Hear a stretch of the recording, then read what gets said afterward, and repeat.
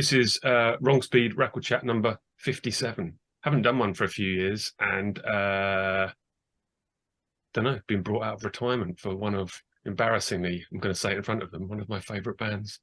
I've whispered it, they might not have heard. It's Matt and Ron from the band Heroin. How you doing? Good. How you doing? Yeah, good, cheers. Doing this. Thank you. We really are. Are you both in San Diego right now? I am. Hmm. And where are you? I live up in Northern California. All right, cool. Just outside of Sacramento. In Davis, there's a UC there. Okay, cool. But what's brought us here is you have a discography out, and it's out on Southern Lord. And I'm an absolute nerd for it. So I bought it when it was on the Record Store Day version, which came out in April. And I panic bought it because I thought this was it and I was going to miss it. And then it turns out it's actually been properly released just around now, which is, well, actually it came out about a week ago, tail end of July. Okay, so it's here. It's a beautiful gatefold. And it comes with a really excellent booklet, which I know you've seen it, but you know, there's going to be people that might not, with killer pictures. Tell me how it came about with Southern Lord doing this. Yeah. Our drummer knows Greg Anderson, who runs Southern Lord, and they were talking, and it just we knew Greg from some San Diego bands. He moved down here for a while and was in Amenity and Statement. He sang in a band Statement, played guitar in a classic San Diego band Amenity, and sort of just was, you know, we had known of his older band Brotherhood, and just sort of there was a bit of friendship there, or at least kinship. And he has been releasing, kind of reissuing older hardcore bands, and you know, he liked Heroin and just asked us, and we thought about it. You know, the records had been available on my label Gravity all this time, but you know, it doesn't get that you know, refreshed whole, you know, renewal and putting it back out there into the world, you know, because I just kind of kept it the same as it always had been. Yeah. So this was a way to remaster it and remix a lot of stuff, and then put some songs that had never been out before on there, and some sort of and some unreleased versions of songs that were done probably better than their originals. So, you know, it was just it was right about at the 30-year anniversary of us of our 12-inch coming out, which is kind of our peak of our existence. And we broke up the next year, but about 30 years ago since we were a band. So it was like, it seemed like a good time. Sorry. You know, just kind of the timing came. I don't think Greg knew it was a 30-year anniversary or anything, but it just happened to be in it. He asked us, and we were into doing it. You had a 4-year existence, right? 89 to 93. And right. Yeah, and so, and the 89 part was pretty, you know, sparse. We were just getting started in 89. We didn't really do much, did a couple demos, but yeah, we were about more of a, you know, it was technically 4 years, but not a full 4 years.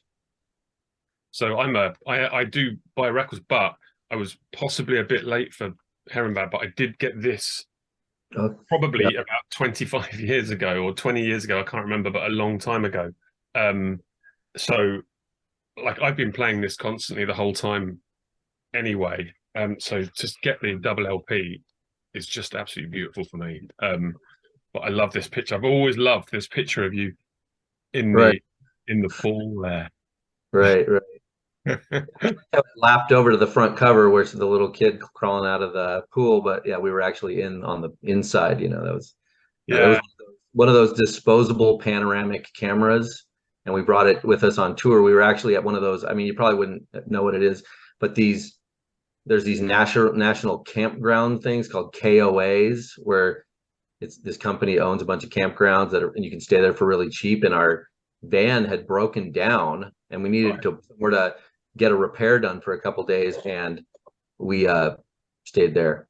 Yeah, and there's a whole bunch of other pictures of you in the swimming pool inside of the Yeah. And I think Slint, it's a little reminiscent of Slint. It's funny, but just a little, but that's cool. When there's the van breaking down, I'm guessing. yeah, probably one of the times we were never much on Yeah, there putting. was more than once. Yeah, It we seems always had junk. Our second tour, we went on tour in a truck with a trailer, and the two people had to lay in the back all day in the bed of a truck, just a pickup truck, and the front we had a four, a 412 cabinet behind the seat because there wasn't even enough room in the trailer. yeah. We were really sparse, and the way we did things was horrible, really painful. So I'd like to ask when you when you formed, basically I look on, there's not much you can find out about the band online. It's not a very Googleable band name for one. Right. Without falling into a few holes. Yeah. There's a band called Sexvid who are kind of maybe more recent, very similar issue with them I have. So you form 89, you start roughly picking up 1990. What was the local, like what were your contemporaries in the area? How did you find them? Let's go Ron. Go for it. Yeah, I mean, bands like Pitchfork were playing in the area a lot. Then there were, at the time I was going to like hardcore shows that even Scott was putting on. And contemporaries, I don't know that we were really connected with other bands at the time. There was a band called Funeral March that was playing around a lot. And Matt was a year older than I was. And I think even the idea to start was really more Matt's idea. There were just a couple of us who played in the garage for the first few times, I think. But yeah, I was still 2 years away from graduating high school in 89. So Right. not getting out quite as much as later, but. So how old's that? How what? How old would you have been? High school's what age? Sorry, graduated high school. I was 18, so I was 16 at the time. Actually, I was 15 when we really first started, because I wasn't driving a car yet. Right. We were just we all went to the same high school. Yeah. That's how we met each other. It wasn't an ad, a paper wanting to do a hardcore band. We just kind of were the skater hardcore dudes around the school and knew each other that way. Yeah. Yeah. I knew Matt, and I did not know Scott. Like, I got introduced to Scott through Heroin, although he had been putting on hardcore shows. And he's the guitar player of Heroin. Yeah. Sorry. Yeah. And Aaron came a little later, but Aaron also went to the same high school, and he was a year or two younger than I was. And I knew Aaron and sort of brought him in, I guess. Yeah. But it seems quite quickly you're playing with if you just go through the flyers here, I'm not sure if history has made all these bands be way bigger in my mind, and the arguably tiny other collection of nerds that find this stuff like amazing. But the list of bands you play with that are listed on the flyers here, from sort of your Drop Deads and Born Against and all those bands, like it feels quite quick then that you're hooking up with these bands from around the country, right? Is that from doing the label, or? We didn't really. I think we kind of connected with Sam McFeeters after the paper bag 7-inch came out, because he had done he had like mentioned it in a write-up somewhere. Am I right, Matt? Yeah, we were kind of really just San Diego specific until we put out a couple our first 7-inch, and then it got a write-up and on some top 10 lists in MRR. Maximum Rock and Roll. There were these top 10 lists of all the editors and writers and contributors, and we sort of got known in the beginning from that, and just did some West Coast of California tours and did really nothing. It's almost like those flyers with the bigger bands on the all over the country were later, like in 93. But so we subsisted very small and sparsely, just doing little shows up till the kind of the end. But yeah, you know, there were 2 years roughly of when we were sort of bigger and really active as a band, and like you were saying, those were small bands, you know, at the time. I mean, Born Against were loved and Rorschach were loved. There was kind of this East Coast bands that we loved. Yeah. Yeah, I mean, Infest. Yeah, right. I mean, yeah, that's a good show for sure. Yeah. But then, Yeah. you know, kind of, we were all kind of on the same level. Like, you know, I'd say Born Against and Rorschach were always bigger. Yeah. But even that show was not a huge show. I mean, that was at the Yeah, that there were was at probably Shake Cafe. 100 people there or something, you know, if that. Yeah, the Shea Cafe, right? Yeah, yeah, yeah. But like totally stacked. I put that line up on Twitter today just out of interest, and people were like, that would be a night out. No, Infest was definitely worship. They were one of the only kind of leftovers of old school hardcore at that time that had been around in the 80s, you know, and Yeah. they were so kind of underground. They were still playing shows at the Chains, and that was cool. So everyone loved Infest. Yeah, I mean, yeah. that's a cult. Talk about a cult favorite. They were really loved. Yeah, yeah. So you took talking about like that band in particular, maybe them being like a throwback to earlier 80s things. How influenced were you by the early 80s things, even though you might have been only 14 or 15 when this band started? You still must have been hearing. Oh yeah, I mean, because starting in the 80s, I mean, that's kind of all that was still around, except for Revelation, all the straight edge.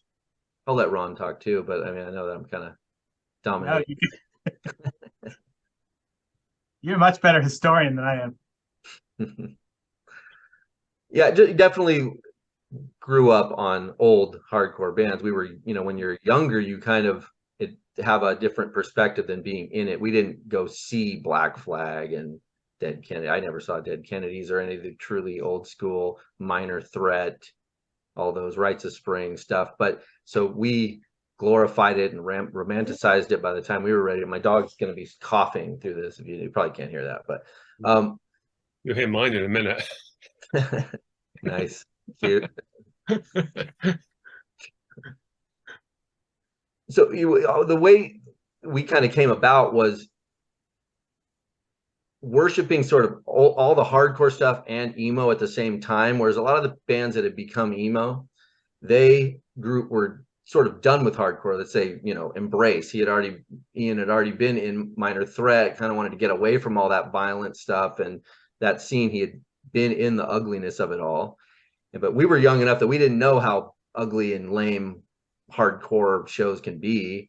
So then he wanted to move on to something more, you know, like emo, so we had the perspective of seeing both those things at the same time and not seeing the bad parts. So we kind of got to take the best of all that and refresh it. And that's kind of how our sound made us a little different, is that we were merging older stuff with some of the newer stuff all at once. Whereas people that were in it at that time were on a kind of a different progress than we were, kind of grabbing it all, you know?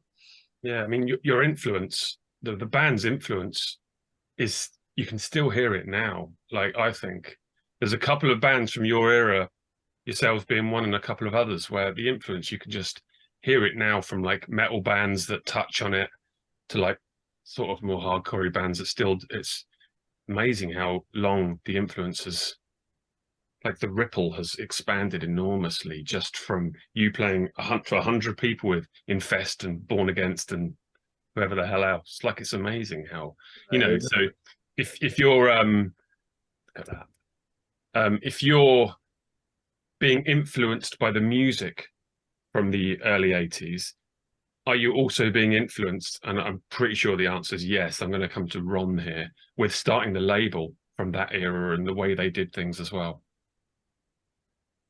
You both started the label correctly. Am I correct initially? And then, yeah. Yeah, at the outset, it was both of us. I mean, it's weird. When I think back about this, I definitely like doing things yourself. I mean, even now, if it's something I could have someone do, I just do it myself, and I've just kind of always been that way. And I don't know that it was even influenced by other bands to like start a label. It was just like fuck, can we start a label? Sure, let's do it. I mean, it was just seemed like kids doing something for the fun of doing it. And I don't know. And also like with the bands, I mean, we as like individually had, or we were kind of coming from different places too with what we listened to. I mean, Scott and Matt introduced me to other hardcore that I hadn't heard, or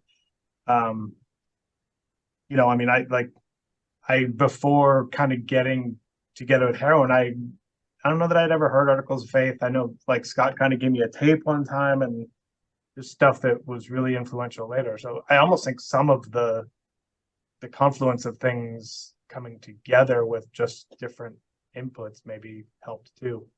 But yeah, starting the label was definitely just kind of like, fuck, can we do it? Yeah, then let's try to do it. Yeah. So I showed this before we started recording. I'm going to show it again. So I spoke with a friend in Nottingham, England, who was a big fan of Gravity back in the day and was buying everything, mail order direct from yourselves. And he kept notes, the letters that you'd send. So I printed one out because he lives quite far away, but I printed it out. I don't know if you, it's going to look so bad, but I'll just show the fact that it's truly Matt's signature there. And it's the note. And it says, Neil, because that was his name. Hi, here's the stuff I sent via airmail. So could you please send me $2 more? Thanks. I hope you like the stuff. Bye, Matt. Yeah. Cost more than $2 to send that, but it's okay. I got my $2. I was holding to the $2. I love it. There was no Venmo back in '92. Yeah. I think what you sent him, or one of the things you sent him, and again, this is a photo, and this goes down to the whole DIY label, hands-on, sticking these this sort of stuff on there. Is he bought this record here?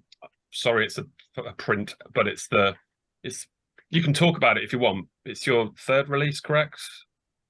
And how you 12-inch. The 12-inch is the 7th release. Right. All right. The third 7th.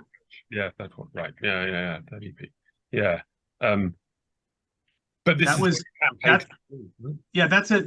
That's from when we were on tour. We went to thrift stores, bought a bunch of like just random records and painted them, the covers, and then screen printed over the paint. And I think that at least the ones I have, we kept the original records in there, but I still have a couple of those. Yeah, that cover, if that's what he had, that is not the actual 12-inch cover. That's the covers weren't ready for going on tour, so we went and bought a bunch of thrift store records and made special covers just because out of an emergency. Yeah, this is the one he's got, and it this is a black and white picture, but it's the photo makes it look copper, like in color, like bronze. It was like gold. It's like gold paint over whatever the original record cover was. Yeah. Okay. We should have asked him what the original record is. But we didn't cover the back covers. We just covered the front cover, so you could probably tell by turning it, looking at the back. Yeah. Your copy doesn't show that.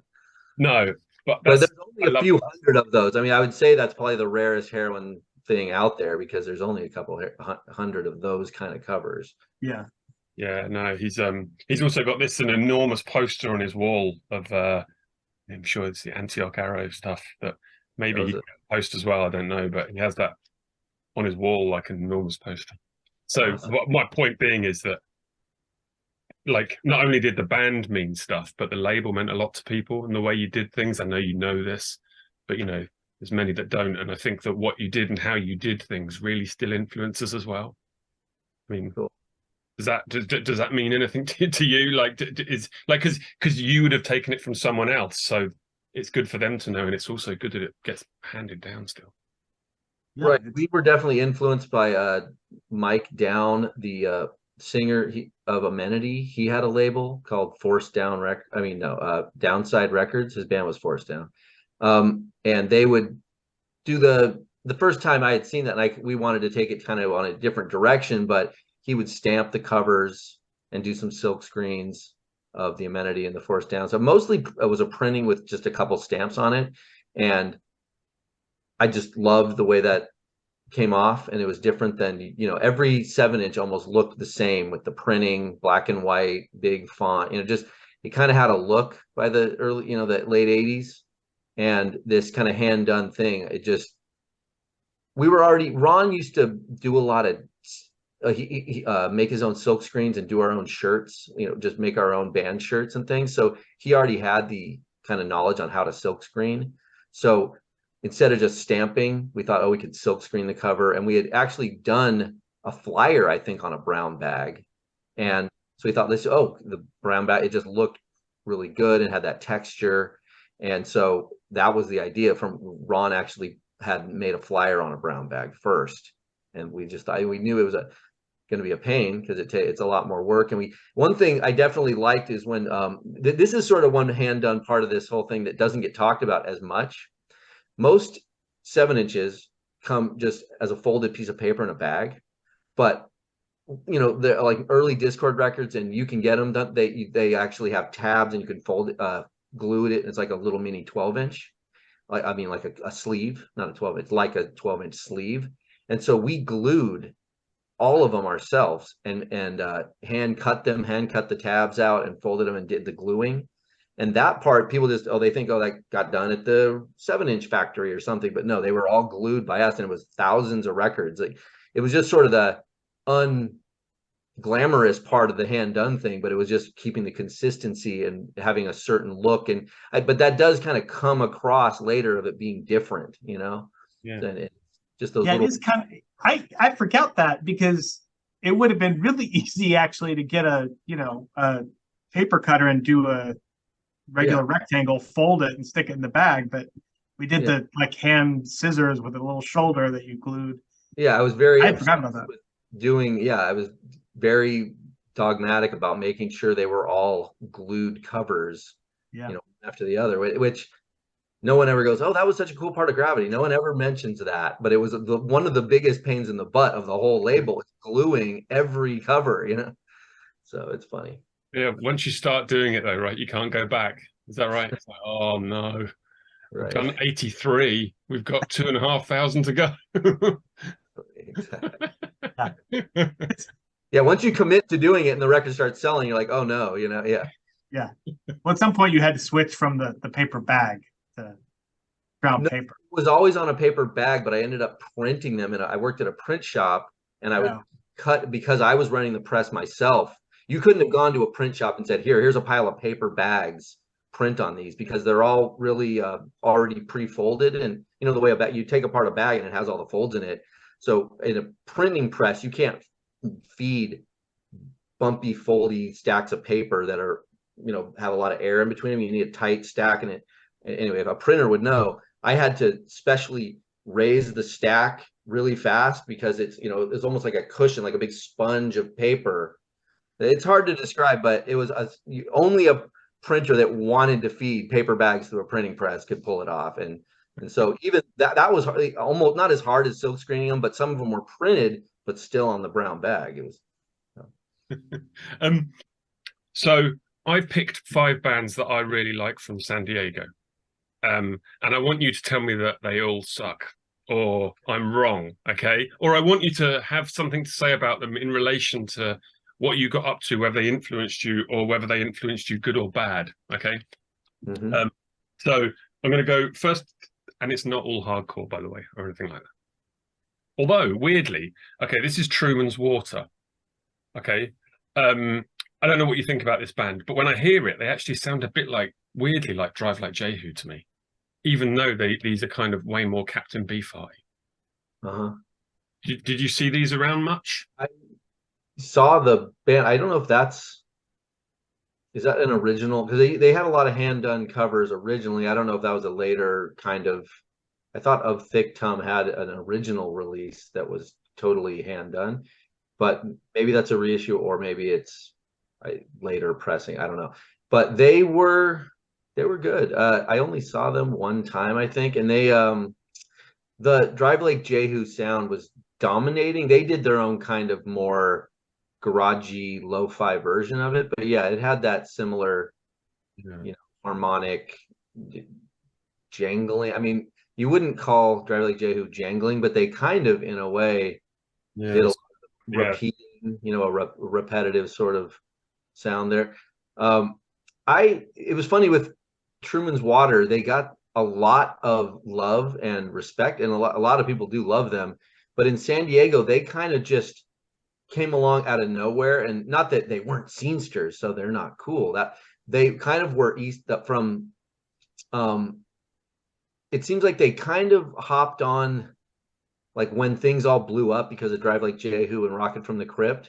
They kind of appeared out of nowhere in my mind. I mean, that sounds negative. They were good, but they weren't like they hadn't built a reputation through San Diego for years and years. They kind of just popped up out of nowhere, or maybe I'm ignorant to it. I'm not sure, because I wasn't that into them, but they're good. They weren't an influence on anything we did. We were already probably broken up or done with, I don't know. I mean, yeah, this is 92, but the reason they became popular in the UK is because I'm pretty sure John Peel played this whole album from start to finish on one of his radio shows. Right. They definitely connect with a lot of people. I mean, it's not my. Yeah. But actually, my question to it really was that these did get quite, considering their music got quite strangely popular way beyond their area. Like, as you just said, did you find that for Heroin stuff, or were you kind of more local, do you think? We were local, and I think people on the East Coast of America liked us more than a lot of people in California.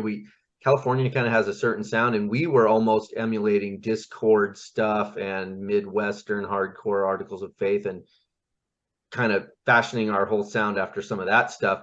And we didn't have a pop punkier thing that was really happening prevalently in California at that time. So we were liked in San Diego, but in all of California, we weren't totally loved. It's kind of funny that more of the respect that we were given, and fans, or I don't know if you call them fans, but people that were into our stuff, was East Coast. I mean, you're talking about like playing at Gilman or something where like Lookout sort of reigned and pop punk was really reigning supreme in the East Bay then, right? Mm-hmm. Yeah. I mean, we didn't really fit in there. Yeah, we kind of didn't fit in California as much as the East Coast. It was kind of strange that way. But how many times did you get over to the east side of America? Just 2 times. And where did you play? We went on tours, but we played mostly New York, Boston, Richmond, Virginia. Just kind of not all up and down. Our tours were pretty small, but Buffalo, New York, kind of just those main places to play. ABC No Rio, we played there twice, I think. Right? Or was it just once? No, we played there twice. And I mean, we went through like the South and the Midwest too on the way back, but it was more touring. Like the East Coast was always easy because the drives were like, an hour and a half between 2 hours between shows, whereas like we were doing throughout the South and Midwest, it'd be like 8 hours between shows. So it was just denser when we got to the East Coast. Yeah, you kind of drive from the West Coast. You're just trying to get to the East Coast and play shows to get to the East Coast. There wasn't much of a scene. We drove 16 hours to play to like 5 people and not even get gas money. So, I mean, you weren't that. I mean, although Little Rock was a really awesome show. It depended on the scenes at the time, and Little Rock had a really good scene there, and that was a great show. And there was a lot of memorable places we did play, but most of the time, like we played in Chicago, no one had ever heard of us. We were playing like 6 people when we were actually somewhat big on the East Coast. So it all, these days it's a lot more festivals, and I was in bands later that you felt like you were big. You were playing to 1,000 people or something, but not that everyone, back more in the 90s was just little tiny shows that we would do, and the festival thing wasn't really happening. So just kind of gave you a sense of slap of reality a lot of the time with.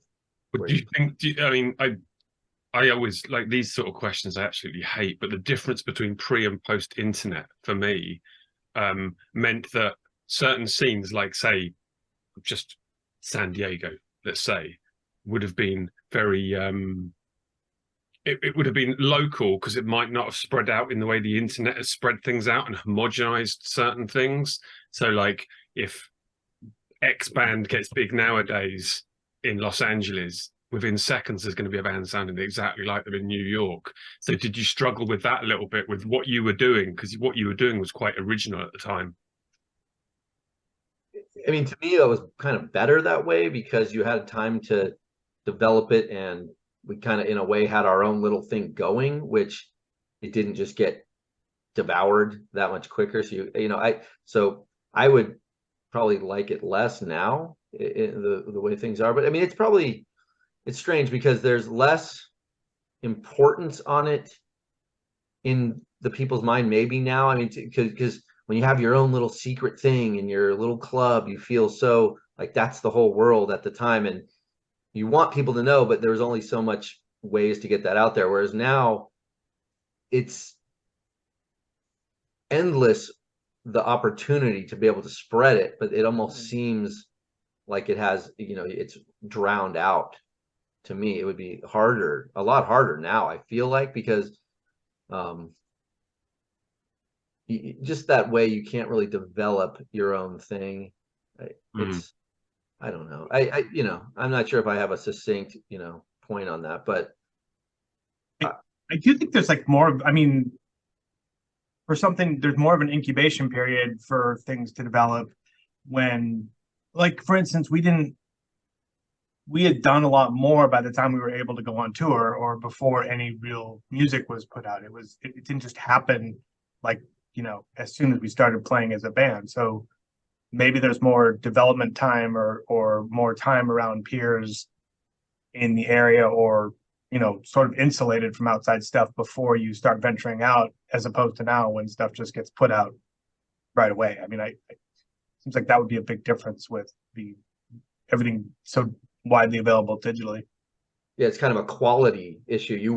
We didn't feel, even by the time we were recording our first 7-inch, we weren't really ready, and we'd been around for 2 years. Now we probably would have put our first demo out on freaking YouTube within 6 months, and it would have been awful. So it definitely, the too easy to put everything out there, it becomes a flood of, it's hard to weed through the crap. So the really good stuff is now stuck with all this other stuff that you have to, it's hard to be known in that way. I'm fairly sure I read recently, and I'm always wrong, but I'm fairly sure I read recently that there's about 120,000 new songs released every single day. That's crazy. Yeah, so but because you can just upload to Spotify and all the places, and it's just like so yeah, you're possibly right. It's harder to break free. It's just interesting with you're talking about the Lookout scene or whatever at Gilman and that area, and like because here's like, I think with like San Diego, you have I really like the Swing Kids 9 songs that they recorded. I really like that, and of course this. Right. And they all sit together, because I don't know if it's because they're from the same town or what. Like, was this happening elsewhere in 1992? This sort of sound to your ears as you traveled around? Slightly, but it takes back, like, it's the same way of the internet not spreading things as quickly. Before pre-internet, it fermented a while in San Diego, and then before long, there's 15 bands, and then it gets caught on somewhere else if it's good, and then it spreads. It's not just, people being able to pick out whatever they want. The same way, going to, when you were young, getting into bands, it was kind of harder. Now every 12-year-old, even a kid, the first thing they hear Minor Threat, and then the algorithm would feed them this stuff that would take years to find out about. And then in a certain way, that makes it less special. I guess it's fuddy-duddy to complain about that. It's better. It's better that they hear it. So I'm not saying it's worse. I'm just saying, in a certain way, there's less. We put our identity on, I'm straight edge. I'm going to find all these secret little straight edge bands, and I'm going to be so into it. I'm going to commit to this thing because it makes me feel original and special. Whereas now, if you're just fed it on the first day, you know, you can get fed the next, it doesn't feel as special. I'm not saying that it's actually those people aren't, they're getting better music quicker, and that's better for them, you know, in the end. But it's kind of, maybe it was wrong to everyone splitting up into their little factions, and I'm into skate hardcore, I'm into straight edge, I'm into death metal, I'm into black metal, you know, all these. So that was probably worse in the end, but it felt important at the time for us. So I feel like people are maybe not getting that benefit, or maybe a fake benefit, but it's kind of like, it's just weird to me. It's just so different that Well, there's also some like value. I mean, I prior to getting my driver's license, I would like skateboard down to the bus stop almost weekly and take the bus up the coast to go to Lose Records and spend an exorbitant amount of time like sifting through new 7 inches or new things that were coming out, and you know, just buying stuff that looked kind of cool and taking it home, figuring it out. I mean, it is a very different experience from what you could do and find today, and how quick it happens. right, it had to be more of a ritual and Yeah. something you were really truly interested in, to go out of your way like that, Yeah. to, you know, Yeah. to meet the right, you know, what bands are you into, and there it was like more of a community of, and it felt special in that way. Yeah. You know, in the same way that like the things didn't spread as hard, you know. Okay, so some people at the Che Cafe, oh, what's that new band? And it felt like, oh, that's important. I'm, you know, and so it took off better than just, well, I've heard everything. Everything's almost old to people at age 15. You know, they've heard it all by age 15. There, so it's But then, similar. but then you're getting out and about and playing, and so what have I got that? This here. So you meet up with like you must. Did you meet these when you were touring, or how did this happen? Because you released a record with them as well, right? Or buy them on the label, and you play gigs with them. How have you met them, and how's this happened? Yeah, it's strange. I don't totally, you know, Was it through Brett Blue at all, or was that totally separate and random? I can't remember if. Yeah, I can't remember. Born Against came to San Diego and played some garages, and they were awesome, and I loved, I mean, I already loved Born Against before we ever had Yeah. anything to do with playing shows with them. And I think we got there, they were really supportive of helping small bands. They had their a list they would hand out, they had it printed out of numbers for shows. So I think we booked the first Heroin tour using Sam McPeter's phone list, and then met, you know, he set up our shows out there, and there was kind of a little bit of, I mean, he liked us. We played shows with them out there, but it was a small, somewhat group of people. I think maybe Kent McClard and just certain people we knew, and he set up the shows with us out there, and Born Against played, and I think it just kind of went from, it must have come from when we played with him the first times out in on Yeah. the East Coast. That had to be it. I don't know the exact beginning though. So that's how the And kind of, they were bigger and admired, you know, we were definitely looking up to Born Against. yeah. But like but so where you start just in the one city, and then by you getting out and about, though, you're beginning to meet these people. So the label grows, and then I mean, I read about other bands doing it from like back those sort of days where you'd go back the second time round, and there might be a band that sounds a bit like what you were doing before, or they've released a record that looked like what you did before, and so your influences hit places just by Right. analog reasons rather than digital. Yeah. And I wonder if that is why you can end up. But I mean, do you think that's why you end up with this? It's like the analog spreading of the word has a longer lasting like effect than the digital one, because it's sort of somehow more organic. So Yeah, it must be. I mean, there's probably some bands, you know, that are so much better now. I mean, in a way, you didn't have to be as good back then because there was less, and I don't know if it's competition or, you know, it was smaller. And if you were authentic and you were pretty good, there was an audience for that. And you know, it's even just, I bet there's bands now that are so good, and it's still harder for them to break through. And maybe, yeah, just the format. And yeah, I think if they tour a lot now, it's mostly about playing a lot of shows.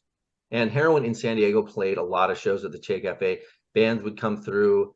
We were maybe on Sam McFeeder's phone list as a person, because I set up shows. You know, Scott, other band members in Heroin, the members set up some shows at the Che. And we met bands that way. I think we met Angel Hair from setting up a show with his first band, Savalis. And then, you know, that was how we even decided to do Gravity, is we went out and played with Lava, which was Tony Joy's band. We had already released our own record just to do it. You know, we weren't necessarily going to start Gravity as a full like label that kept doing things.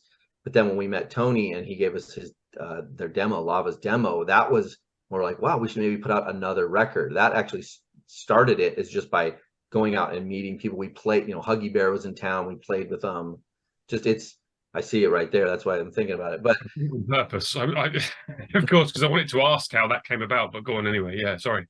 Yeah, we played a show with them, and I had a recording. A lot of it was having a recording studio and just offering bands to play. Because, you know, for instance, we didn't play with Unround, but Justin set up a show for us. So Heroin, it was kind of like Gravity and Heroin became synonymous with each other, and we could then, yeah, right. So it a lot of time people won't trust you to do a record for their band just randomly if they don't know you. But if you're in a band, it's like, oh, okay, that's Heroin, you know. So it helped us kind of sell Gravity by being in Heroin, to say, oh, you're like, oh, it's the Heroin guys. Okay, yeah, that's cool. We'll do some 7-inch with you. That's why Unwound maybe trusted us, as opposed to, it's hard to just reach out to Huggy Bear. You want to do a 7-inch, you know? But they knew us as being in Heroin, so it definitely helped grow Gravity that way. I mean, 100%. That was maybe our secret to the success of Gravity, was that Heroin was being run by the members of Heroin that were playing a lot of shows and setting up shows in San Diego and then going on tour. It was just, that all just worked together. So on this, there's a session recorded in Washington DC, correct? Yep. How did that come about? Well, I'll let Ron go. I don't want to keep no, I mean, analyzing, but just quickly, we always, you know, love Discord so much, but we didn't want to. We saw a couple of the songs and a couple of songs from comps and some unreleased stuff. We recorded it Inner Ear, which is where all the Discord records were recorded. But we felt embarrassed to actually put that on our record, because, you know, we were already somewhat. It was obviously derivative of DC stuff. So that for us to be like, and it was recorded Inner Ear, that's kind of dorky. So we just. It was kind of, and we were somewhat, our whole look and image, we wanted to be kind of cryptic, so we wouldn't have put much information on there anyway. But how did it come about? We just straight up, when we're on tour, took a day off and contacted them ahead of time, and because we just wanted to have the glory of recording it at Inner Ear, you know. So yeah, it was totally just being starstruck by going to Inner Ear. I mean, yeah. But those Matt, I mean, the vocals weren't done at Inner Ear, because right, like they were dubbing later, because Matt's voice was just tortured from being on tour. So right, yeah, okay, yeah. I tried to sing, but my voice was fried. So we just did the music, and I overdubbed vocals later. Is how it actually worked out. Yeah. See, I don't think you do sound like a disco band. You might have thought it at the time, but listening now, surely you don't think that. Like, no, yeah, we don't really. You're right. But we definitely, back then it may have seemed more like that. I don't know why. But. Yeah, I mean, if we were in a hardcore band but had this like influence from DC. Maybe it didn't seem like it now, but at the time, straying from hardcore to play this sort of DC influence stuff, maybe it's, I don't know. I guess there's a little bit of embarrassment about going to Inner Ear. Yeah. And well, I think with the Discord thing is, we were just hardcore and trying to be noisy and like over the top somewhat, but the fact that we were also somewhat emo, And emo back then, there was nothing else but DC for emo. Really, that was the ground zero of emo. So if we were slightly sounding like vocally, maybe Rites of Spring or content of lyrics, then you were kind of ripping off DC. Anything that was slightly emo was ripping off DC, regardless. That's why, not ripping, but the influence was obvious. If you were emo, you were into DC. Yeah, yeah, of course. It's just looking back now, it just sounds nothing. It's interesting, isn't it, how that works? Because I think that I bet like bands like Radiohead are probably influenced by Discord or something, there's probably enormous bands who have the spectre of that label and the way they did things hanging over them. And I think it haunts a lot of bands. Right. The band member, all the bands know what they were influenced by, and not that you want to hide it. We always kind of wanted to advertise Articles of Faith. That was one band that we wanted to. We still don't sound like them either. They're too good to sound like, but we were open about wishing we could sound like Articles of Faith, but that more than even any Discord band. So if your first get together to decide to be a band, what were you saying you wanted to be then? Because I always see a Battalion of Saints t-shirt, for instance. Right. What were you thinking? Like if it wasn't, you first start a band, you aren't good enough to really, it just kind of comes out in the beginning. But Ron? I was just going to say, it was such a sort of long, everything that happened before the records. There was a long period of sounding a lot different and just getting together as teenagers playing music. And we were like, I'm like the first practice in Andy's garage, I think we were playing like MDC covers or other like hardcore covers that just sounded terrible when you look back. But it just took a long time to get from what we were doing originally to what happened and what we toured, and it changed so much over that period. It's hard to say that there's some single thing where we were getting together to play some certain thing. It was really just teenagers playing hardcore music at first, I think. There's the three, I'm going to get it wrong, but there's like the three stages where you first start a band and you're, okay, I want to sound like U2 or whatever. And you're nowhere near. And then the second stage is you're finally matching it. And the third stage is, if you're good enough, then you become a band that's actually influencing and people want to sound like. And you clearly got to that. And what I want to ask, and I'm really glad the bass player's here, because anyone who knows me knows that that's the most important instrument in any band, is what influenced your playing? Because I think your playing is amazing on the records. Like it wanders around a bit somehow, in a really nice way. Wow. Honestly, when we first started, bass was not like when we got together at first, I was actually playing guitar and Scott came on board because he's an amazing guitar player, and I sort of got relegated to bass. And I don't know, that was developed over time, whatever sound there was. Do you think it helped if there's just one guitar as a bass player, because you can move more? Wait, if there was just one guitar and a bass player? Yeah, there's more space for you to move around. Oh, I see what you're saying. Yeah, I don't know. It's hard to say. I don't think there was an influence from playing bass. I was never like, bass sort of just happened with the band, honestly, and trying to keep up with Scott was always part of it. For Ron to say that he was a guitar. Ron was a guitar player. Yeah. Someone playing bass, so he did chords, and I was thinking somewhat like a guitar player with some of the chords. Yeah. That must be it. See, it's awkward. This is way more thought than was ever put into it at the time, I think.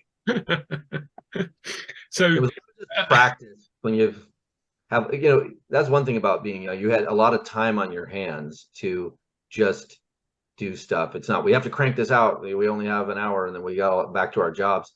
It was just hanging out all the time. You're already there with the people. You go and practice like 5 days a week, whatever it is. Just you're doing that in your spare time. A lot comes out of that. Yeah, that's true. Okay, we're gonna come to an end here soon. But first of all, I'd love to ask what you're doing now, musically or otherwise. Ron. I am not doing much musically. I mean, I like have a guitar around that I play every once in a while, but I don't do much musically. I'm an attorney. I work at a public defender's office. I've been doing that for a little over 20 years now. Do these people know your history? Ironically, when I got hired here, and yes, they do. When are you familiar with like 60s music from the United States at all? Possibly, yeah.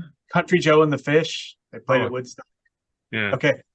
The Fish was the public defender here who hired me. And I think I honestly got the job because he loved that I was in a band previously. But yeah.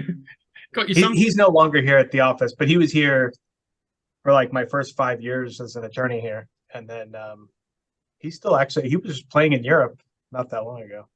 So the Fish is one guy? I thought it was the band. Where the Fish? Yeah, so Country Joe and the Fish was the band, but Barry the Fish Melton still plays, on his own. Nice. And do you miss playing or? Do I miss playing? Yeah, I mean, I really, I like really value that time in my life and everything that happened then. And I don't know. I don't wish I could go back to it or wish it was happening now. I don't think it's not that I wouldn't enjoy playing music or enjoy hanging out with everyone. This whole record thing has been a blast. I mean, it's been really good to connect with everyone again. I don't know. I feel like sometimes things belong in their time and place, and it's good to cherish that and let it be there, I think, sometimes. And having this though, that's such an amazing thing to have, isn't it? This record. I know it is great. I mean, like I said, I have really enjoyed getting I've spent more time talking with Matt in the past couple of years now than we hadn't probably talked as much in the past 10. It's been really good to get back together. Awesome. And Matt, what about yourself?